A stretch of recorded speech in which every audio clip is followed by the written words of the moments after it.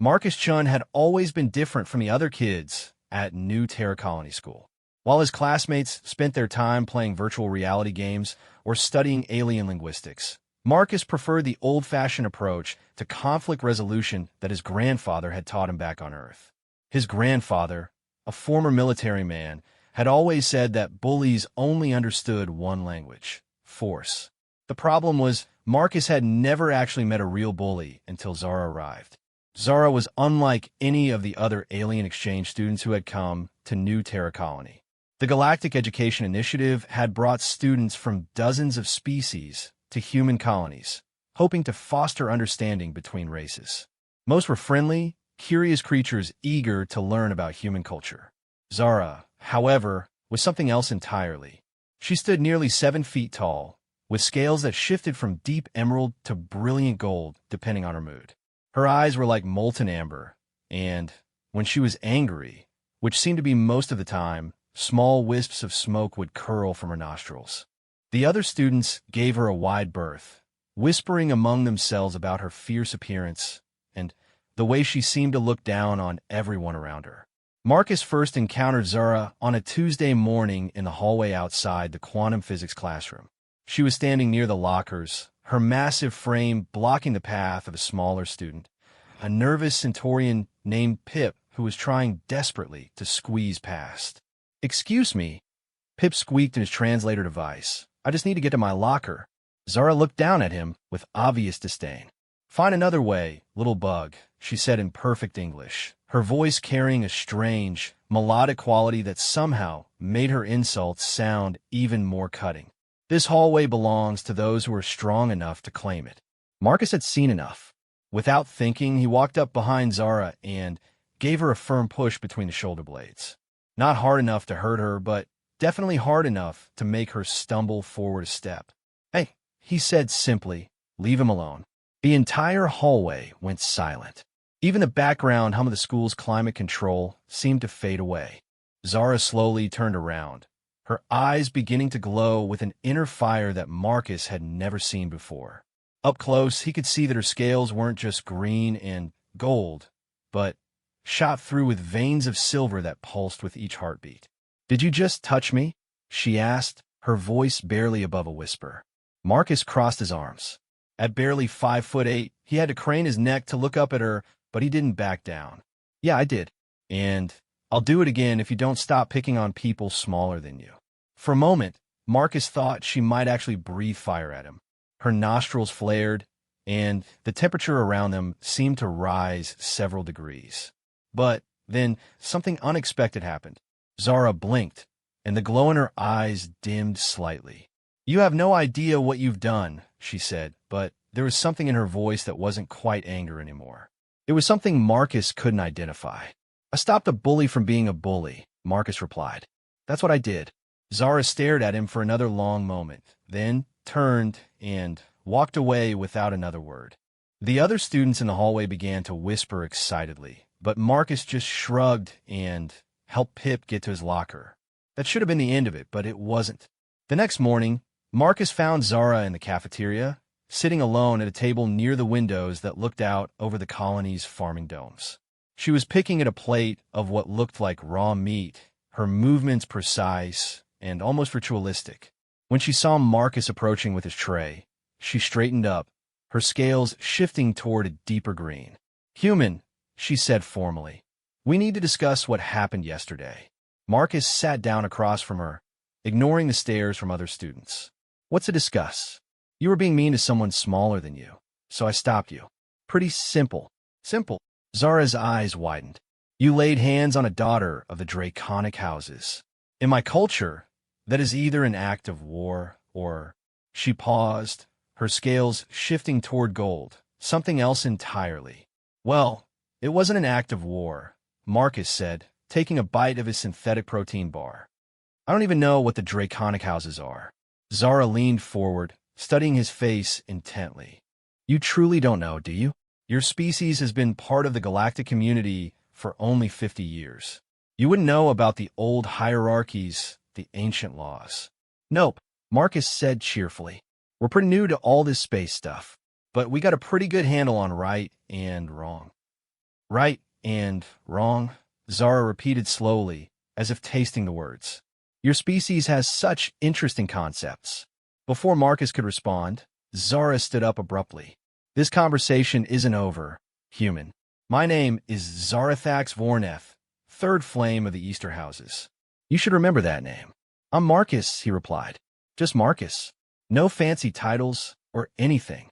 Something flickered across Zara's face at that, but she left without saying anything else. The pattern began the next day.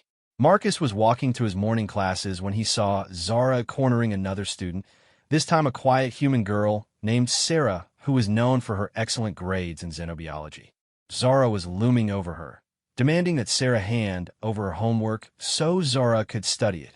Without hesitation, Marcus walked over and pushed Zara again, this time a little harder.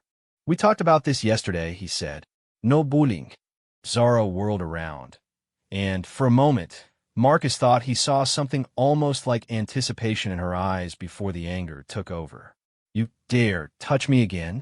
I dare to do whatever it takes to stop you from being a jerk, Marcus replied calmly. This time, Zara's response was different. Instead of storming off immediately, she stepped closer to Marcus, close enough that he could feel the heat radiating from her scales. You have no idea who you're dealing with, little human. You're right, Marcus said, meeting her gaze steadily. I don't, but I know what you're doing is wrong, and that's enough. Zara studied his face for a long moment, then did something completely unexpected. She smiled, revealing teeth that were sharp but somehow not as threatening as Marcus had expected. Interesting, she murmured, then walked away. The incidents continued throughout the week. Every morning, Marcus would find Zara intimidating someone, and every morning, he would intervene with his now signature push. Each time, Zara's reaction was slightly different. Sometimes she seemed genuinely angry, other times almost amused. But she always walked away, and she always made sure Marcus knew this wasn't over. It wasn't until Friday that Marcus began to suspect something strange was going on. He had just finished pushing Zara away from a group of younger students she'd been demanding lunch money from when he noticed her reaction. Instead of anger or amusement, there was something almost like disappointment in her expression. That's it, she asked. Just a push? Nothing more. Marcus frowned. What else would there be? I'm not going to hit a girl, if that's what you're asking. A girl? Zara's eyes blazed. I'm a dragon human. I could reduce you to ash with a single breath. Maybe, Marcus said, but you're still a girl, and my grandfather taught me never to hit girls. Pushing is different. That's just making a point. For the first time since he'd known her, Zara seemed completely speechless. She opened and closed her mouth several times, small puffs of smoke escaping with each breath. Your grandfather, she said finally, taught you to never strike females? Among other things, yeah. He was big on treating people with respect, even when you're fighting them. Zara stared at him for so long that Marcus started to feel uncomfortable. Finally, she spoke, her voice softer than he'd ever heard it. You push me because it's the minimum force necessary to make your point. You don't use more violence because you consider it dishonorable to harm someone you see as. She struggled with the words, worthy of protection. Marcus shrugged. I guess that's one way to put it. I just don't like bullies and I don't hit girls. Pretty simple rules to live by. Something fundamental shifted in Zara's expression. The constant anger that had characterized every interaction they'd had seemed to drain away, replaced by something Marcus couldn't quite identify. Simple rules, she repeated quietly. Then, louder, you humans and your simple rules. She walked away without another word. But Marcus noticed that her scales had shifted to a color he'd never seen before, a soft, almost iridescent blue that seemed to pulse with its own inner light. That weekend, Marcus didn't think much about Zara or their strange daily confrontations. He spent his time helping his parents with their research into improving crop yields in low-gravity environments and reading old books about Earth history that his grandfather had sent from the homeworld. But on Monday morning, everything changed. Marcus arrived at school to find the entire facility in chaos.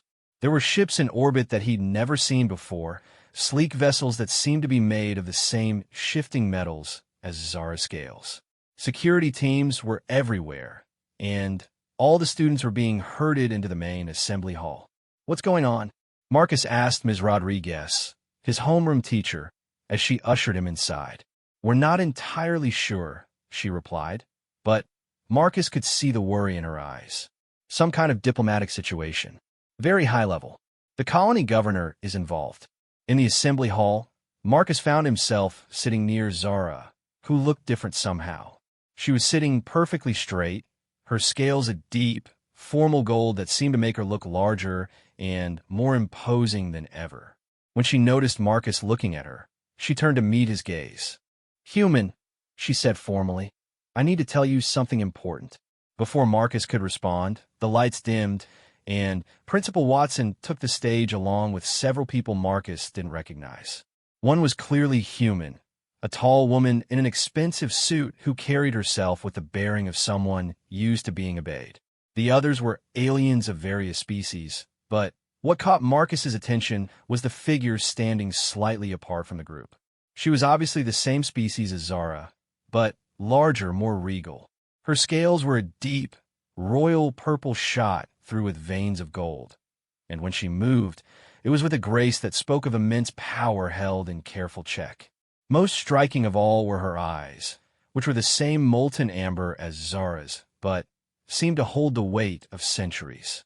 "Students and faculty of New Terra Colony School," Principal Watson began, his voice shaking slightly, "we have some very distinguished visitors today. I'd like to introduce Empress Sharthax Morneth, Supreme Ruler of the Draconic Empire."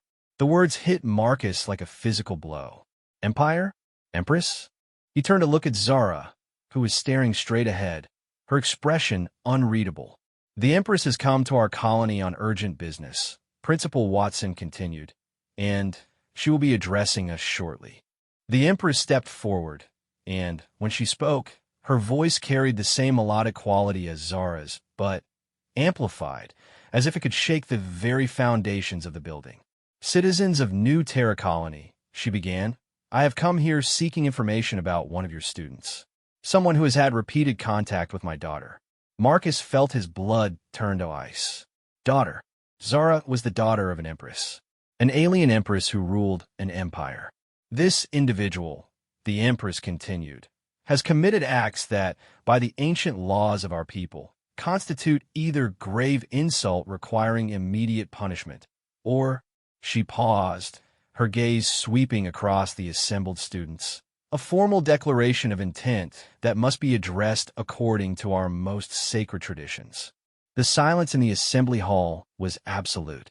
Marcus could hear his own heartbeat thundering in his ears. "I seek the human known as Marcus Chun." Every head in the assembly hall turned to look at Marcus. He felt as if the entire universe had suddenly focused its attention on him, like he was a bug under a microscope. Slowly, on legs that didn't quite feel like his own, he stood up. "That's me," he said, his voice sounding small and far away.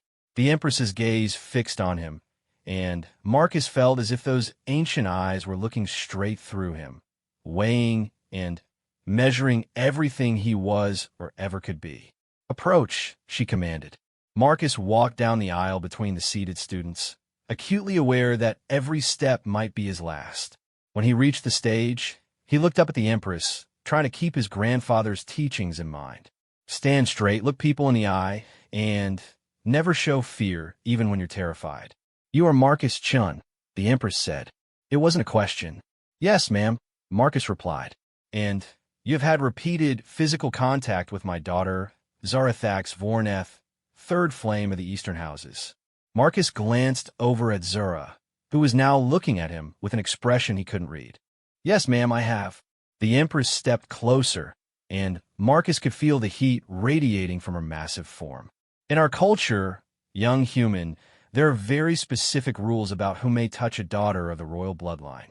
The penalty for violation of these rules is traditionally death." Marcus heard several people gasp, but he kept his eyes fixed on the Empress. "I understand, ma'am." "Do you?" she asked. "Do you understand what you have done?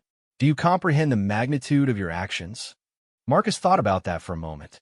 "Honestly? No, ma'am, I don't.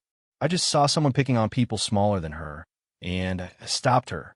That's all I was trying to do. The Empress blinked slowly, and for just a moment, Marcus thought he saw something almost like surprise in her ancient eyes. That's all you were trying to do, she repeated. Yes, ma'am. The Empress turned to look at her daughter. Zarathax, is this true? This human acted without knowledge of our laws, our customs, our ways. Zara stood up, her scales now shifting through a rainbow of colors that Marcus had never seen before. When she spoke, her voice was clear and strong. Yes, mother. He acted without knowledge, but he acted with honor. The word honor seemed to hang in the air like a physical thing. The Empress turned back to Marcus, her expression unreadable. Honor, she said slowly. My daughter speaks of honor. Tell me, young human, what do you know of honor? Marcus felt every eye in the assembly hall boring into him. His mouth was dry, but he forced himself to speak clearly. My grandfather always said that honor means doing the right thing even when it's hard, especially when nobody's watching. It means protecting people who can't protect themselves and treating everyone with respect, even your enemies. Even your enemies, the Empress repeated thoughtfully. She began to pace back and forth across the stage, her massive form moving with predatory grace. And you believe my daughter was acting without honor?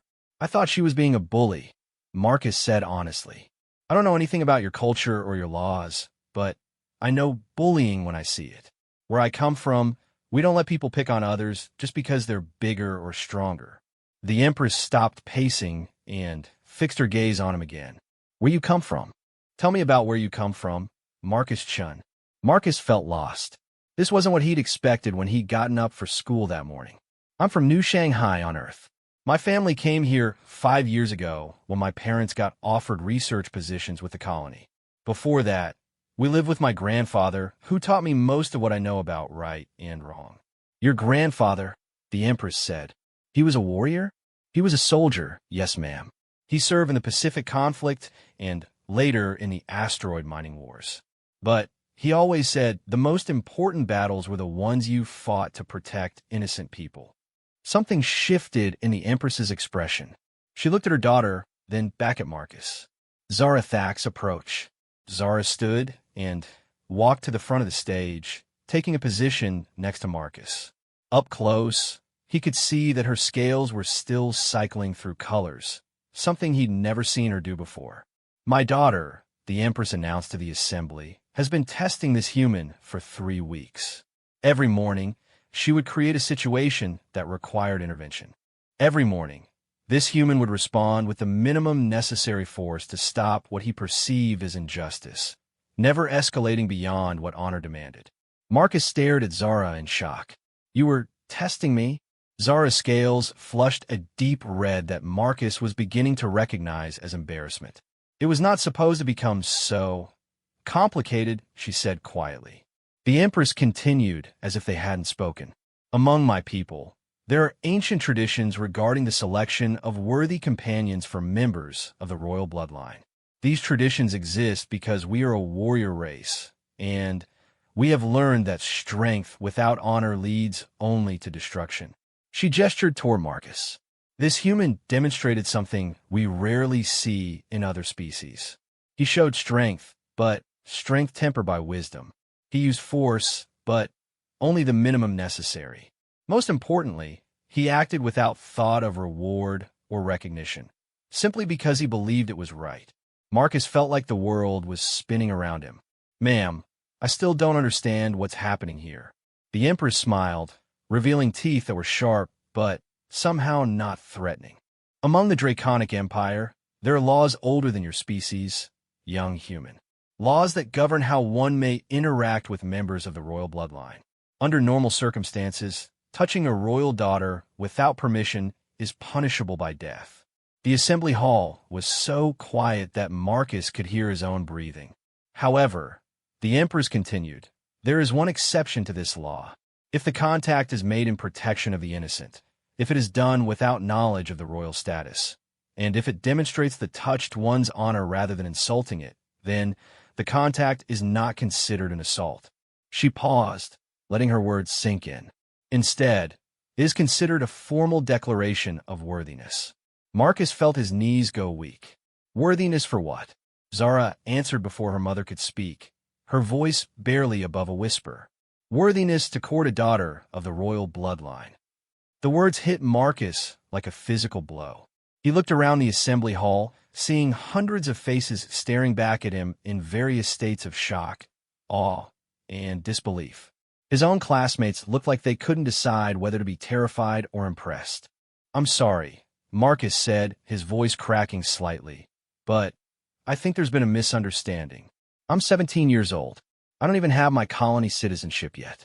I'm not ready to court anybody, especially not alien royalty." The Empress laughed, a sound like distant thunder. "Of course you're not ready, young human. The Declaration of Worthiness is just the first step.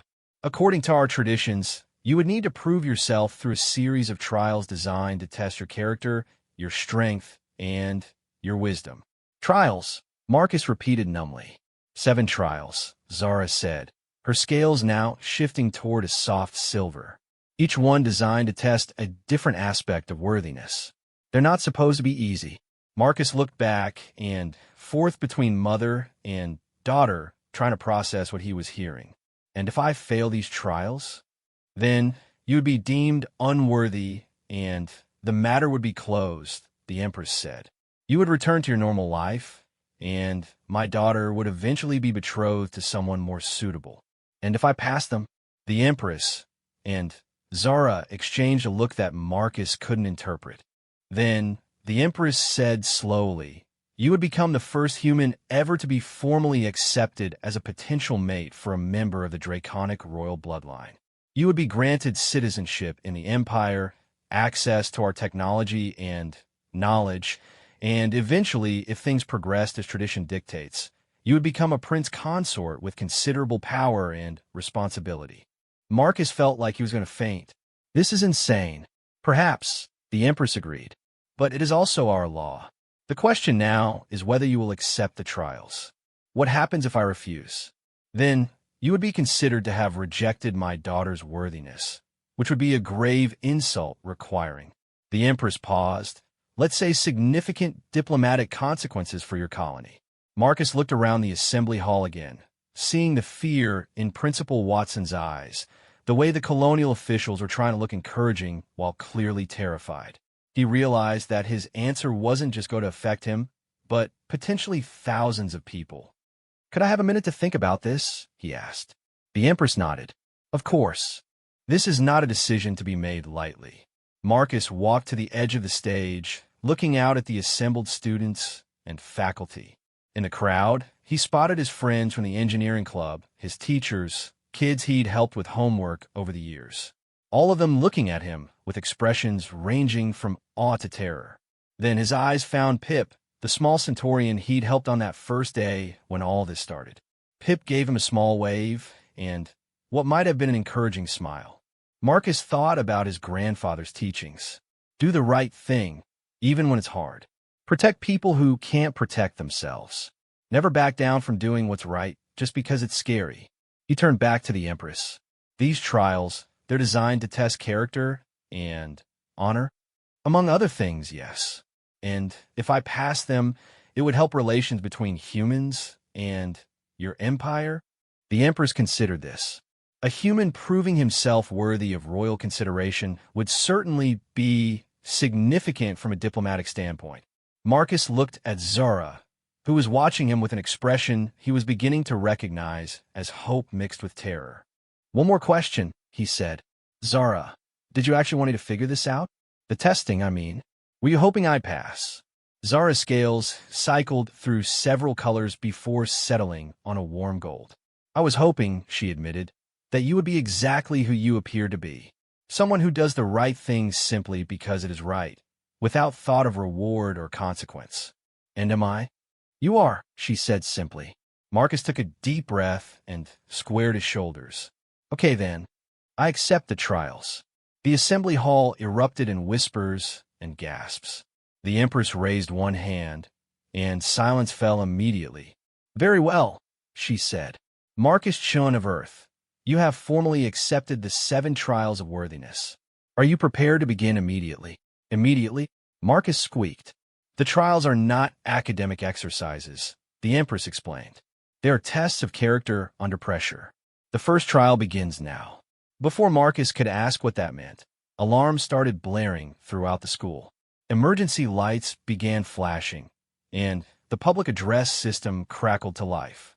Attention all personnel, came the voice of colony control. We have multiple ships approaching the system at high speed. Unknown configuration and unknown intent. All civilians are to report to emergency shelters immediately. The assembly hall erupted in chaos as students and faculty began moving toward the exits. The Empress, however, remained perfectly calm. The first trial, she announced over the noise, is leadership under crisis. You have 30 minutes to safely evacuate this facility and ensure that no one is left behind. You may use any resources available to you, but you must personally verify that every person reaches safety. Marcus stared at her. You're serious. Completely serious. The ships approaching your system are real, though they are not hostile. However, your people do not know that, and their fear is genuine. Your trial is to lead them to safety while managing that fear. But I'm not in charge of anything. Leadership, the Empress said, is not about being in charge. It's about taking responsibility when responsibility is needed. Your trial begins now. Marcus looked around the chaotic assembly hall, watching as adults who should know better pushed and shoved in their panic to reach the exits. Several of the smaller alien students had been knocked down in the rush, and he could see that the normal evacuation procedures were breaking down under the strain of genuine fear. He thought about his grandfather again. In times of crisis, someone has to step up. Might as well be you. Marcus jumped up on a chair and shouted at the top of his lungs, "Everybody stop!" The sheer unexpectedness of it caused most people to pause and look at him. "I know everyone's scared," Marcus continued, his voice carrying across the now quieter hall. "But we're not going to help anyone by trampling each other. We need to do this right." He pointed to a group of older students near the main exit. "Sarah, Tom, Jessica, your team leaders. Take 10 people each and head for the emergency shelters in the agricultural dome. Stay together. Help anyone who falls behind." He turned to another group. "Mr. Peterson, Ms. Rodriguez, you know where all the emergency supplies are stored. Can you grab what we need and meet us at the shelters?" Both teachers nodded and headed off immediately. Marcus continued organizing, dividing people into manageable groups, assigning responsible students to help the younger ones, and making sure that no one was left behind. He sent the fastest runners ahead to make sure the shelter areas were properly prepared, and he kept the most capable people with him to do a final sweep of the building. Throughout all, he was acutely aware of Zara and her mother watching him, but he tried not to think about the fact that he was being tested. People needed help, and that's all that mattered. 25 minutes later, Marcus was doing a final check of the school building with Zara and 2 volunteer teachers when his communicator crackled. "Marcus," came Sarah's voice, "we're all here. Every group has checked in. Everyone's safe." Marcus allowed himself a small smile. "Good job, everyone. Really good job." He turned to find the Empress standing behind him, having followed them silently through their search of the building. "The first trial is complete," she announced. "You have successfully demonstrated leadership under crisis, ensuring the safety of 347 individuals without a single injury or person left behind." "Did I pass?" Marcus asked. The Empress smiled. "You exceeded expectations. You showed not just leadership, but compassion, quick thinking, and the ability to inspire others to be better than their fear. The first trial is passed." Marcus felt a wave of relief wash over him. "What's the second trial?" "Rest first," the Empress advised. "The trials are meant to test you thoroughly, but they are not meant to destroy you. You have earned a night to recover." "A night?" Marcus asked. "How long do all 7 trials take?" Zara answered, her scales now a steady, warm gold. "Traditionally, the trials are completed over the course of 7 days. Each day brings a new test, and if I fail any of them, then the trials end, the Empress said simply. But, Marcus Chin of Earth, I have seen you face your first test with honor and wisdom. I believe you may surprise us all. As they walked back toward the emergency shelters, Marcus couldn't help but wonder what he'd gotten himself into. But when he looked over at Zara, seeing the way she held herself with new confidence, the way her scales had settled into colors that spoke of happiness rather than anger, he thought that maybe, just maybe, this crazy situation might work out after all. Of course, he still had 6 more trials to go. The emergency shelters were actually quite comfortable, more like underground community centers than the bunkers Marcus had imagined. The agricultural dome had several large spaces designed to house the colony's population during severe weather or other emergencies, and the colonists had quickly organized themselves into family groups and begun settling in for what might be a long wait. Marcus found his parents near the medical station, where his mother was helping to treat a few minor injuries from the evacuation.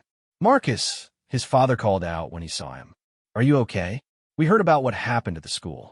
Marcus realized that his parents had no idea about the trials, the Empire, or any of the more bizarre aspects of his day. To them, he just helped with an emergency evacuation. "I'm fine, Dad. How are things here?" "Well organized," his mother said, looking up from bandaging a scraped knee. "Someone did an excellent job coordinating the evacuation. Very professional."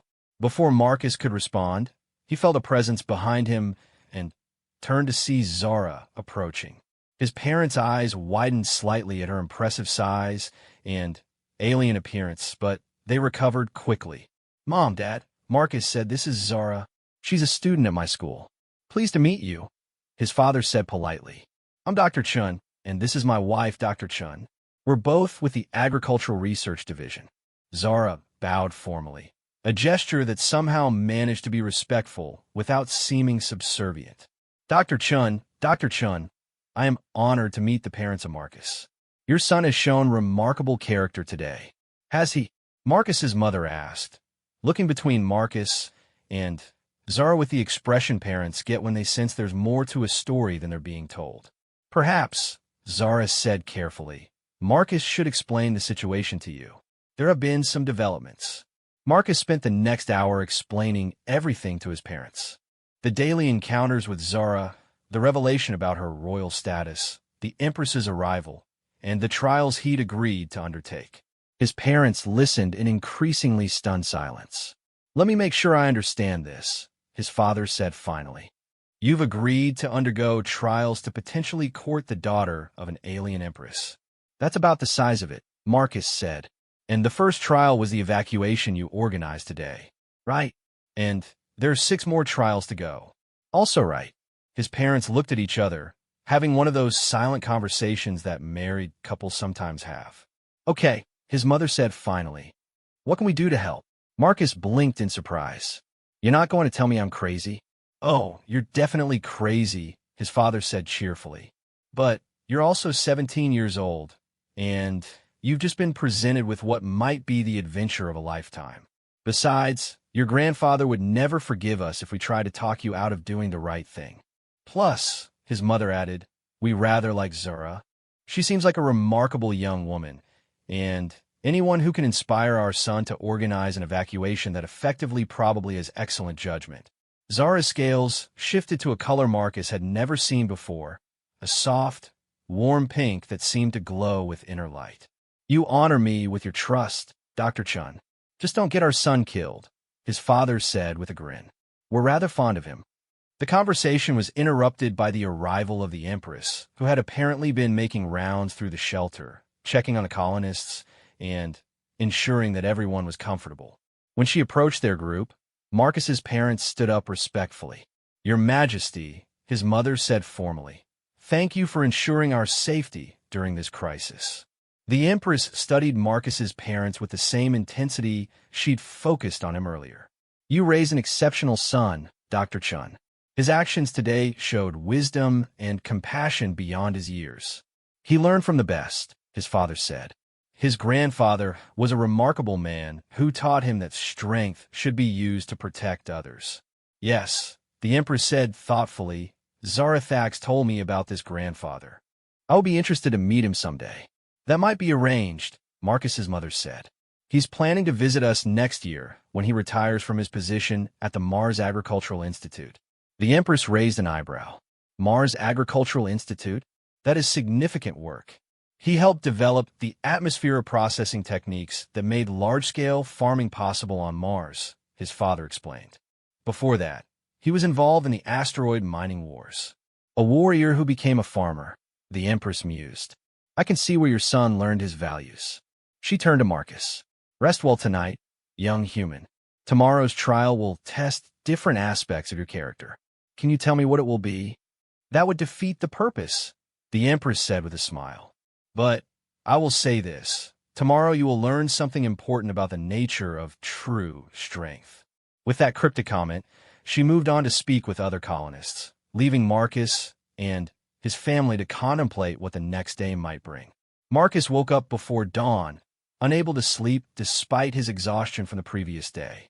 The emergency shelter had comfortable sleeping areas, but his mind wouldn't stop racing about what the second trial might involve. He'd managed to pass the leadership test, but that felt almost like luck. He'd simply done what seemed right in the moment. He was sitting outside the shelter, watching the twin suns of New Terra rise over the colony's domes, when Zara found him. You're awake early, she said, settling down beside him on the bench.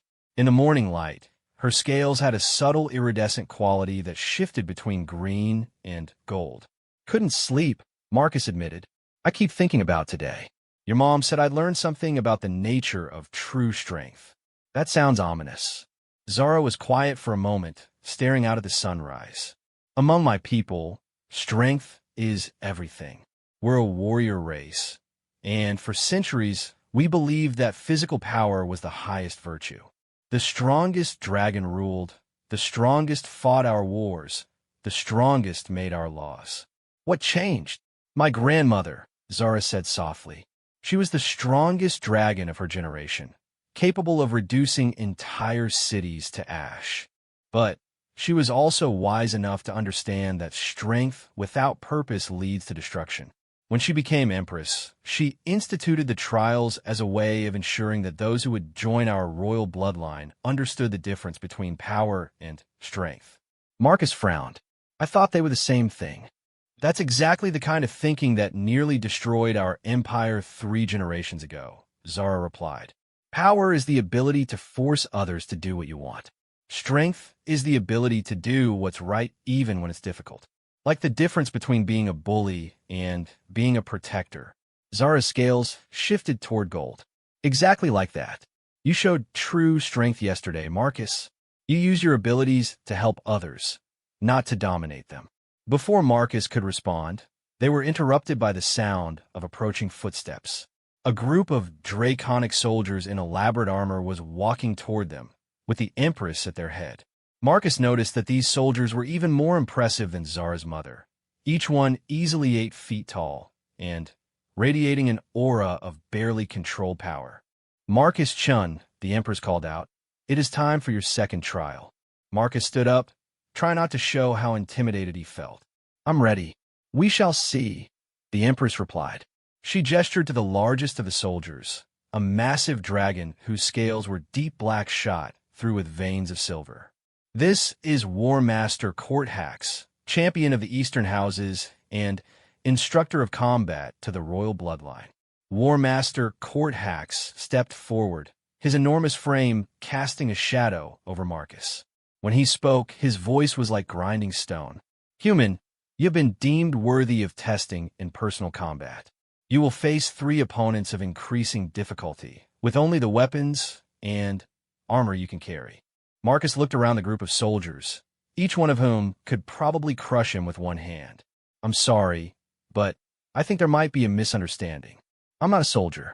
I don't even know how to use medieval weapons. The trial is not about skill with weapons, the Empress explained. It is about how you respond to seemingly impossible odds. Your opponents will not be trying to kill you, merely to test your resolve. What exactly am I supposed to do?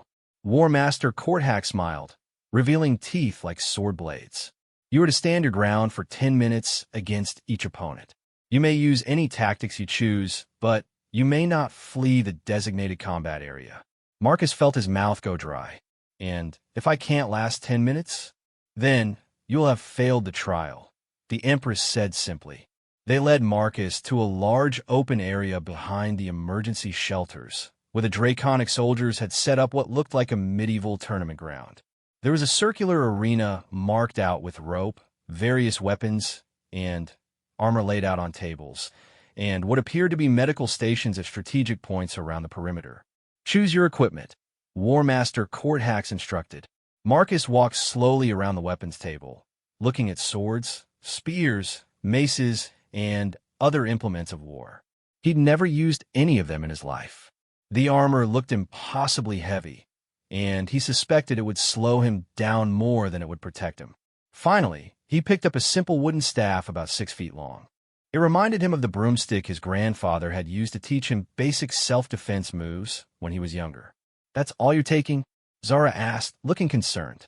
"I figure if I can't win with skill, I'll have to win with speed," Marcus replied, trying to sound more confident than he felt. "Heavy armor will just slow me down." War Master Courthax nodded approvingly. "Wisdom, your first opponent approaches." Marcus turned to see a young draconic soldier walking into the arena. This one was smaller than the others, probably only about 6.5 feet tall, but still easily twice Marcus's weight. He carried a sword and shield and moved with the fluid grace of someone trained in combat from childhood. "Begin!" War Master Courthax shouted. The dragon soldier immediately charged forward, sword raised. Marcus barely managed to get his staff up in time to block the first strike. The impact sent shock waves up his arms and nearly knocked him off his feet. The soldier pressed his attack, raining down blows that Marcus desperately tried to parry. It quickly became clear that he was hopelessly outmatched in terms of strength and skill. The dragon's sword cut chunks out of his wooden staff with each block strike. But as the fight continued, Marcus began to notice patterns in his opponent's attacks. The soldier was skilled, but he was also following a very formal, traditional fighting style.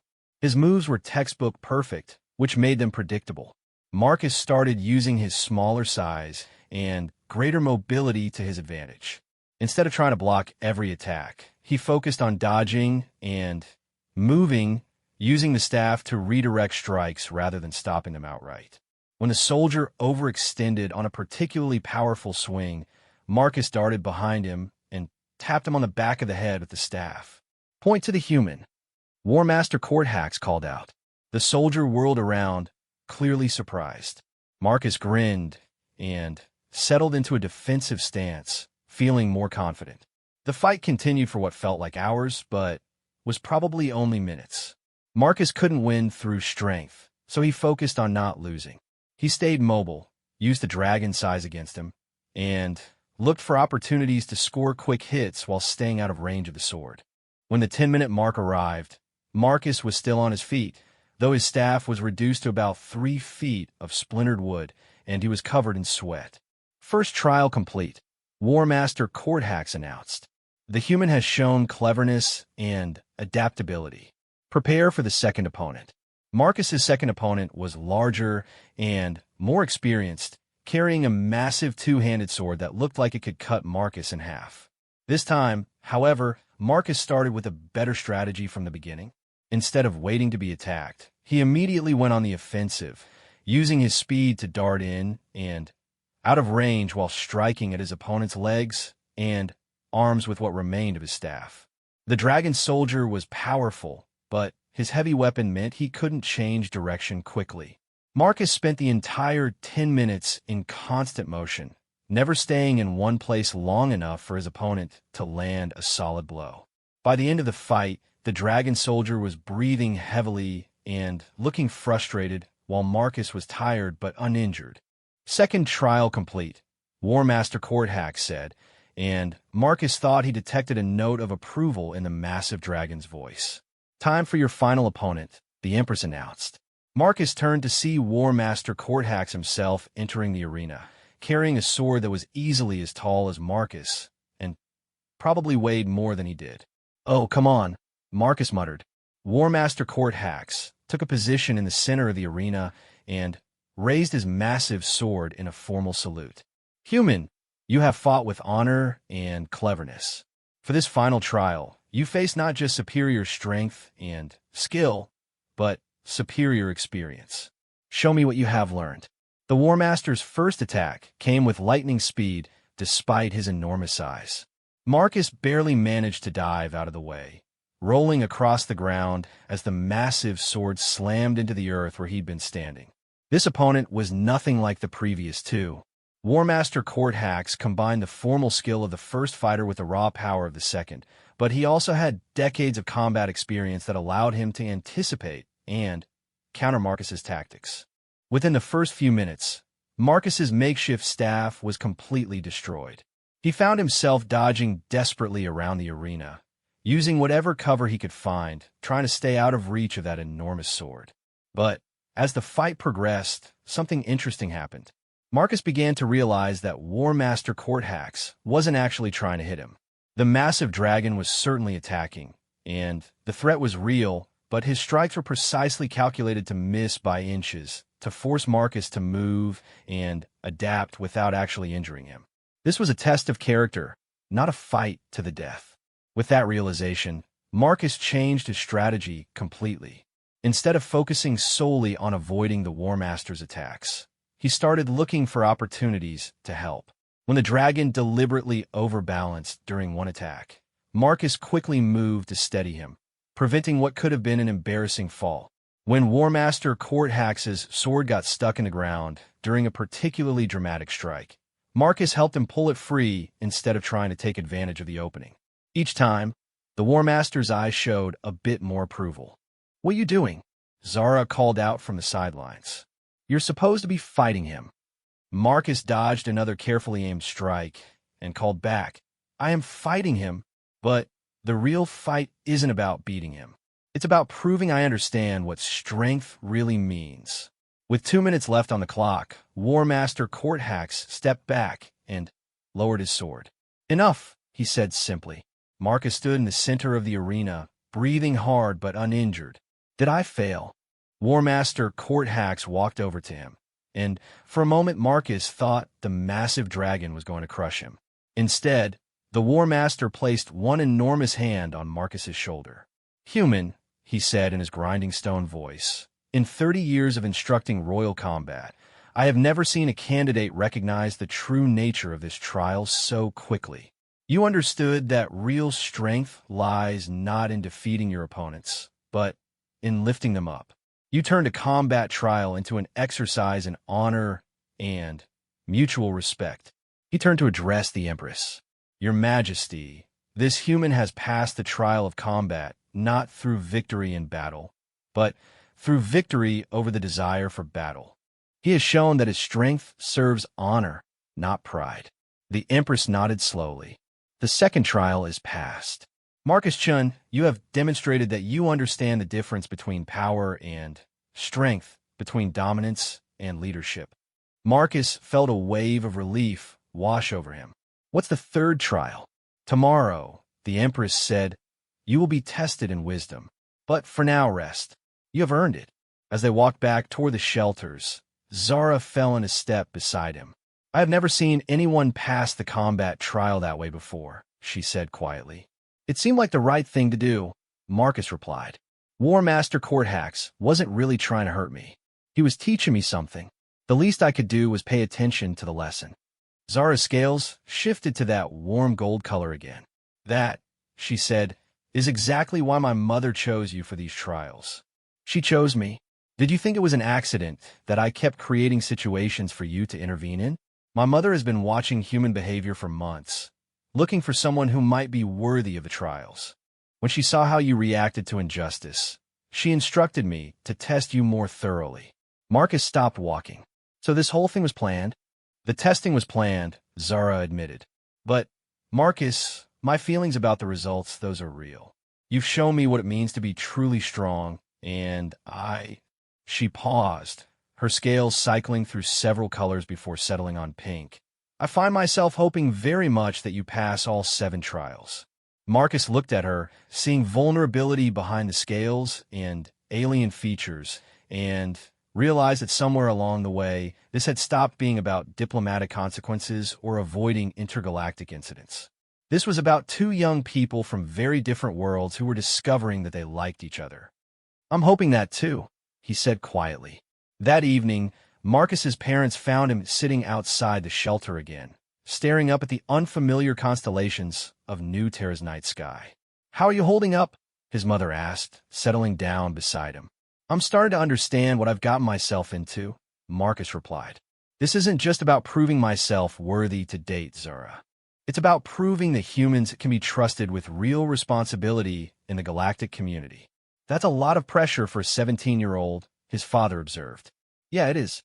But Grandpa always said that pressure is just weight applied to make something stronger.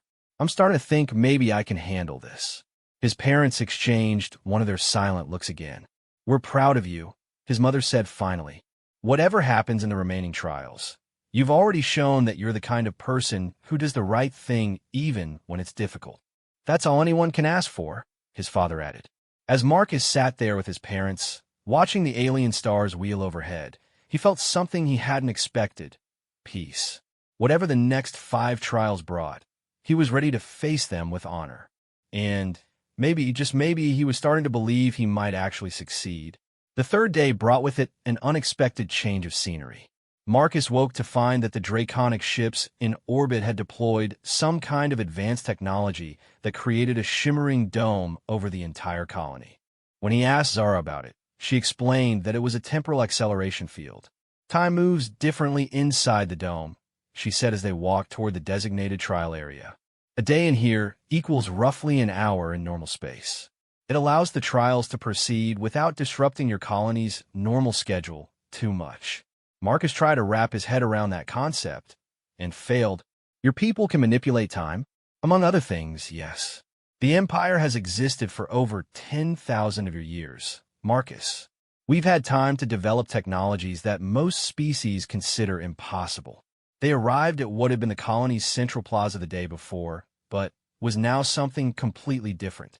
The Draconic engineers had constructed an elaborate amphitheater with tiered seating carved from what looked like crystalline rock. In the center was a raised platform surrounded by complex holographic projectors. "The Trial of Wisdom," the Empress announced as Marcus approached the platform, "is different from the trials of leadership and combat. Today, you will be presented with scenarios that have no clear right answer, problems that have plagued civilizations for millennia. Your task is not to solve these problems, but to demonstrate wisdom in how you approach them." Marcus stepped onto the platform, and immediately the holographic projectors activated. Suddenly, he was standing in what appeared to be a vast city, with beings of dozens of different species going about their daily lives around him. "Your first scenario," the Empress's voice echoed from everywhere and nowhere, "concerns justice and mercy. Observe." The scene shifted, and Marcus found himself standing in what was clearly a courtroom. In the dock sat a young alien creature that looked somewhat like a cross between a lizard and a bird. The being was clearly terrified, its colorful feathers puffed up in distress. A judge of some species Marcus didn't recognize was reading from a document. "Kethvar Silneth, you have been found guilty of stealing food supplies meant for the refugee camps. The mandatory sentence for theft during a humanitarian crisis is 10 years of hard labor." Marcus looked around the courtroom and saw a gallery filled with other refugees, all thin and clearly malnourished. In the front row sat what were obviously the defendant's family members, including several very young offspring who were crying. "The facts of the case," the judge continued, "are not in dispute. The defendant was caught stealing food supplies. However, the court notes that the defendant's family was not registered to receive aid due to a bureaucratic error and had not eaten in 4 days. The defendant stole only enough food to feed his family for 1 day." The judge looked directly at Marcus. "Human observer, you have been granted the authority to modify this sentence. What is your judgment?" Marcus felt the weight of dozens of eyes upon him. This wasn't about knowing the law or understanding complex legal principles. This was about wisdom, about finding the balance between justice and compassion. "Can I ask some questions?" Marcus said. "You may." Marcus turned to the defendant. "Kethvar, did you know that stealing the food was against the law?" The alien creature nodded miserably. "Yes, Honor Judge. I knew.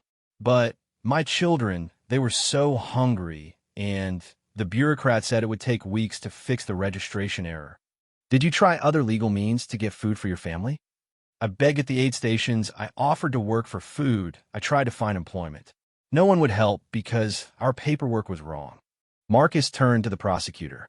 "What happens to the food that was stolen? Was it recovered?" "Yes," the prosecutor replied. "The stolen food was returned to the aid distribution center." "And what's the purpose of the harsh sentence for theft during humanitarian crises?"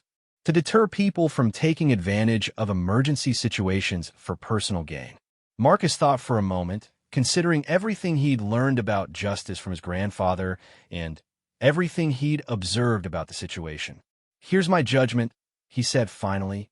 "Kethvar Silneth is guilty of theft, and that cannot be ignored. But the circumstances show that this was not a crime of greed or selfishness, but an act of desperation by a parent trying to save his children." He paused, making sure he had everyone's attention. "I sentence Kethvar to 1 year of community service, working to help other refugees navigate the aid system and fix bureaucratic problems that prevent families from getting help. This serves justice by acknowledging the crime and providing consequences, but it also serves the greater good by turning someone who understands the system's failures into someone who can help fix them." Marcus turned to address the courtroom. "Additionally, I recommend that the aid distribution system be immediately reviewed to prevent other families from facing the same impossible choice that led to this crime." The holographic scene faded, and Marcus found himself back on the platform. The Empress was nodding slowly. "Wise," she said. "You found a solution that served both justice and mercy while addressing the underlying problem that created the situation. Few candidates think to look beyond the immediate case to the systemic issues." The holographic projectors activated again, and Marcus found himself in a different setting entirely. This time he appeared to be on the bridge of a spaceship, with alien crew members rushing around in obvious crisis mode. "Scenario 2, the Empress announced. The question of sacrifice for the greater good." An alien captain with 4 arms and what looked like compound eyes turned to Marcus. "Human advisor, we have a critical situation. Our ship is carrying medical supplies to a colony suffering from a plague outbreak. 5,000 colonists will die without these supplies." Marcus looked around the bridge, taking in the flashing warning lights and tense faces of the crew. "However," the captain continued, "our ship has suffered critical damage to the navigation systems. We can reach the colony, but the only way to do so requires passing through the territory of the Void Pirates. Intelligence indicates a 70% chance we will be attacked and destroyed, losing both the medical supplies and the lives of our 50 crew members." The captain gestured toward a tactical display.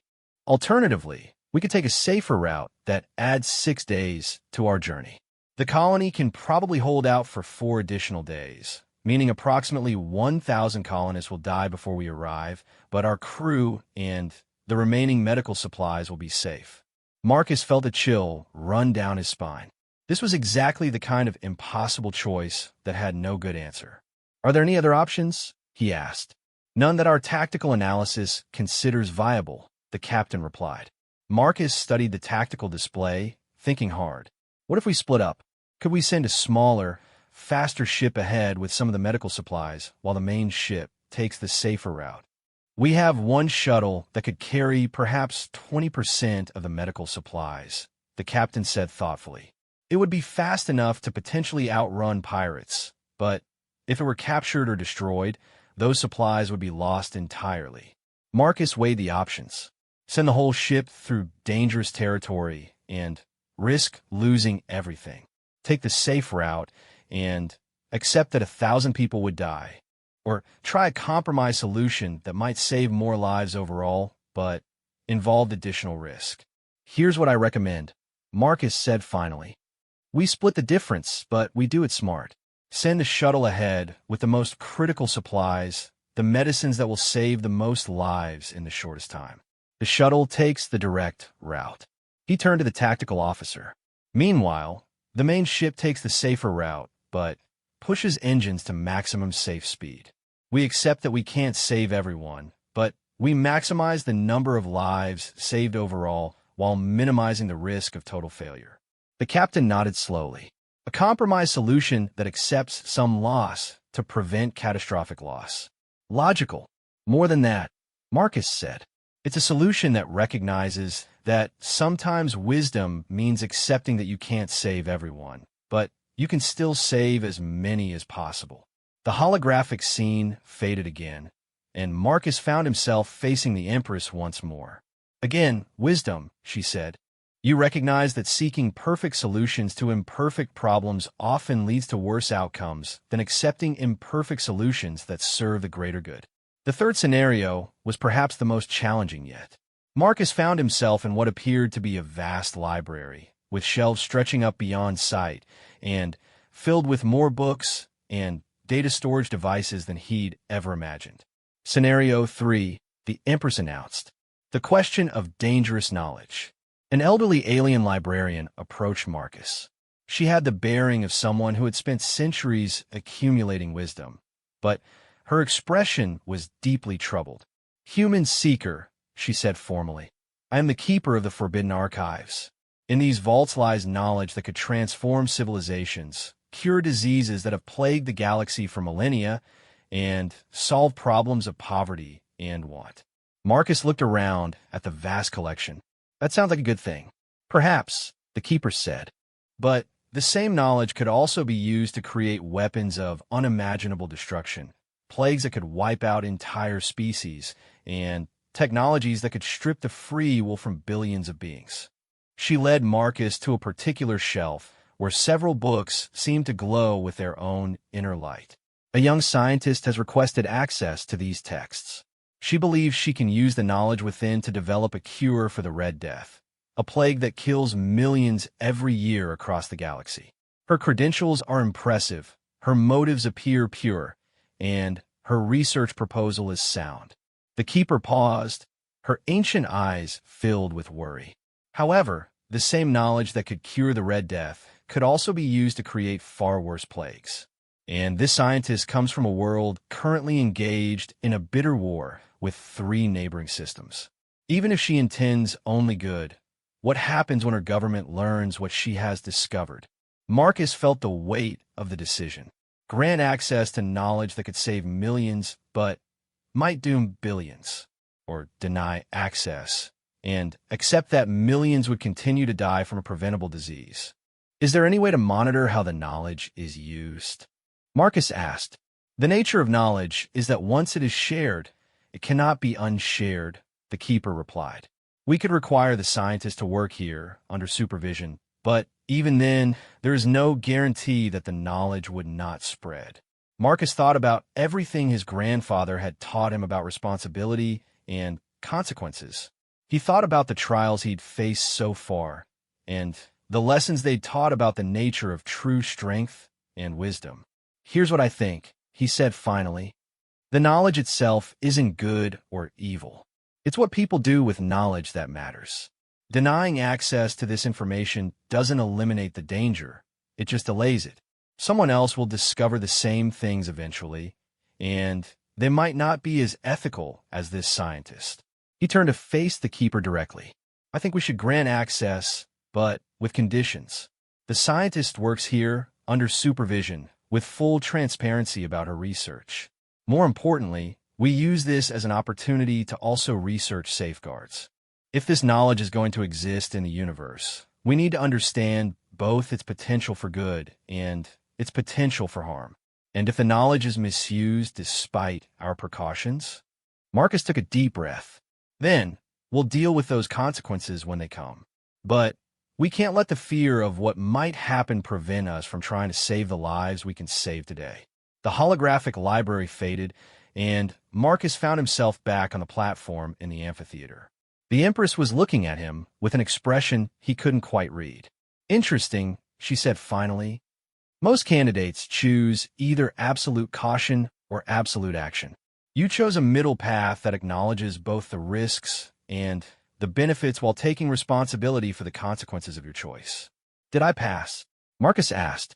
You did more than pass, the Empress replied. You demonstrated something that many beings much older and more experienced than you never learn. True wisdom is not about having all the answers. It's about asking the right questions and being willing to accept responsibility for the consequences of your choices. She gestured toward Zara, who had been watching from the audience with what Marcus was beginning to recognize as intense pride. The trial of wisdom is past. Tomorrow brings the trial of compassion, which will test not your mind, but your heart. As Marcus stepped down from the platform, he was surprised to find himself feeling more confident than he had since the trials began. The tests were challenging, certainly, but they weren't about memorizing facts or demonstrating skills he didn't have. They were about character, about the values his grandfather had taught him, and the principles he'd learned from watching his parents work to help others. You were magnificent, Zara said as they walked back toward the colony proper. I've seen other candidates face the wisdom trial. Most of them try to find perfect solutions that don't exist, or they become paralyzed by the weight of the decisions. My grandfather always said that the perfect choice usually doesn't exist, Marcus replied. But that doesn't mean you stop trying to make good choices. Your grandfather sounds like a remarkable person. He is, Marcus said with a smile. I think you'd like him. He's got a lot of the same values that your people seem to respect. Honor, courage, protecting others. Zara's scales shifted to that warm gold color. I hope I get the chance to meet him someday. As they reached the colony's main residential area, Marcus realized something important. Win or lose, these trials were changing him. He was being forced to think about problems and concepts that most 17-year-olds never had to consider, to take responsibility for decisions that could affect thousands of lives. It was terrifying and exhilarating at the same time. Zara, he said suddenly, can I ask you something? Of course. If I do pass all 7 trials, what happens then? I mean, I know the theoretical answer, but what does it actually mean in practice? Zara was quiet for a long moment, her scales cycling through several colors before settling on a soft blue. If you pass all 7 trials, she said finally, then you would be formally recognized as worthy of courting me. In practical terms, that would mean spending time learning about our culture, our history, our way of life. You would be granted citizenship in the Empire and access to our technology and educational resources. And we would date? Like normal teenagers? Zara's scales shifted toward pink. Something like that, yes. Though our courtship would be more formal than what you're probably used to. There would be ceremonies, meetings with various noble houses, diplomatic functions. That sounds complicated. It is, Zara admitted. But, Marcus, it's also an opportunity for something unprecedented.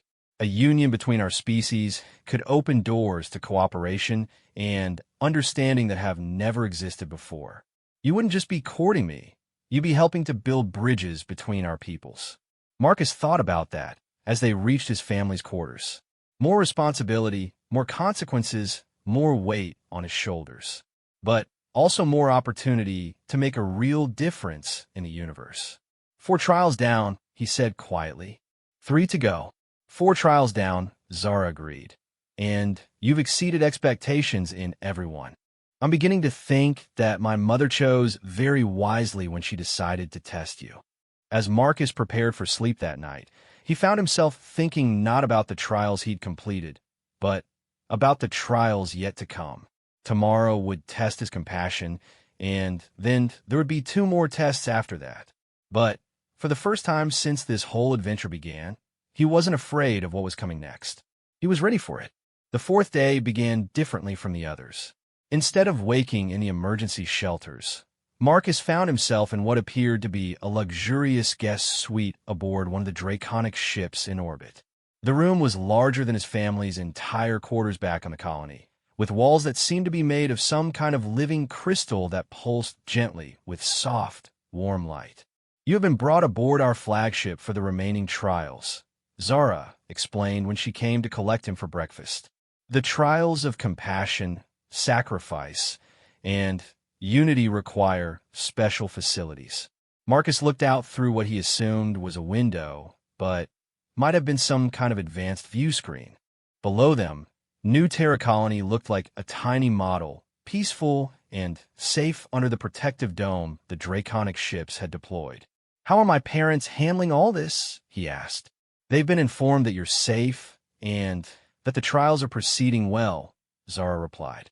"Your mother asked me to tell you that she's proud of you, and your father wanted you to know that he's been researching draconic agricultural techniques and is very excited about the possibility of expanded cooperation between our peoples." Marcus smiled. Even in the middle of an intergalactic diplomatic crisis, his parents were thinking about how to help other people. The breakfast room turned out to be another marvel of draconic technology. The table was set for two, but the food appeared to be materialized from thin air by some kind of sophisticated matter conversion system. Marcus found himself eating what tasted like bacon and eggs, but which Zara assured him was actually synthesized from asteroid minerals and solar energy. "The trial of compassion," Zara said as they ate, "is considered by many to be the most difficult of all the trials. It's not enough to understand what compassion means intellectually. You must demonstrate that you're willing to sacrifice for the welfare of others, even those you've never met." "That doesn't sound so hard," Marcus said. "I mean, isn't that what we're supposed to do anyway?" Zara's scales shifted to a color Marcus had learned to recognize as worry. "The trial will ask more of you than you might expect. My people have learned that true compassion often requires personal sacrifice, and that sacrifice must be genuine, not just symbolic." Before Marcus could ask what that meant, the Empress entered the breakfast room. Today she seemed somehow larger and more imposing than before, her purple and gold scales catching the light in ways that made her appear almost divine. "Marcus Chun," she said formally, "are you prepared for the trial of compassion?" "As ready as I can be, Your Majesty." "We shall see. Follow me." The Empress led them through corridors that seemed to shift and change as they walked, until they arrived at a vast chamber that took Marcus's breath away. It was like being inside a living cathedral, with walls that pulsed gently with bioluminescent light, and a ceiling that opened up to show the stars beyond. In the center of the chamber was something that made Marcus's heart stop. It looked like a medical bay with advanced life support equipment surrounding a single bed. In that bed, connected to dozens of tubes and monitors, lay a small figure that Marcus recognized as Pip, the Centaurian student he'd helped on his first day encountering Zara. "What's wrong with him?" Marcus asked, rushing to the bedside. "Pip volunteered for this trial," the Empress explained. "He has been placed in a medical stasis that simulates the final stages of Centaurian genetic degradation syndrome. It's not real, but his body believes it is real, and he is experiencing genuine suffering." Marcus looked at the monitors surrounding Pip's bed. He couldn't understand the alien readouts, but the little Centaurian's distressed breathing and obvious pain were clear enough. "How do we help him?" Marcus demanded. "That," the Empress said, "is your trial. Pip can be saved, but only through a medical procedure that requires a genetic donor. The donor must be someone whose DNA is compatible with Centaurian physiology, and the procedure will transfer some of the donor's life force to the patient." Marcus felt a chill run down his spine. "What does that mean exactly?" "It means," the Empress continued calmly, "that saving Pip's life will cost you approximately 10 years of your own lifespan. The procedure is not dangerous in the immediate sense, but it will age you rapidly and permanently reduce your total life expectancy." Marcus stared at Pip, who was whimpering softly in his artificial illness. "And if I don't do it?" "Then Pip will continue to suffer for the remainder of the trial period, which will last approximately 6 hours. At the end of that time, he will be awakened from the stasis with no memory of the experience and no lasting harm. So the question is whether I'm willing to sacrifice 10 years of my life to save someone from 6 hours of suffering. That is the question, The Empress confirmed. Marcus looked around the chamber, seeing Zara watching him with an expression of anxious hope, seeing the Empress studying him.